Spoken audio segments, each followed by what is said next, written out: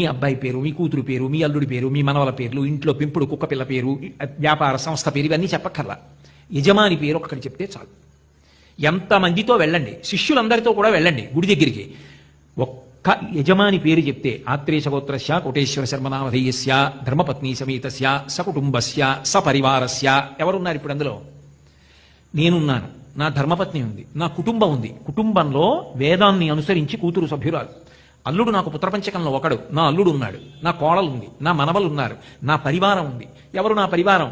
విశాల హృదయం ఉంటే మాతాచ పార్వతీదేవి, పితాదేవో మహేశ్వర, బాంధవా శివభక్తాశ్చ స్వదేశో భవనత్రయం.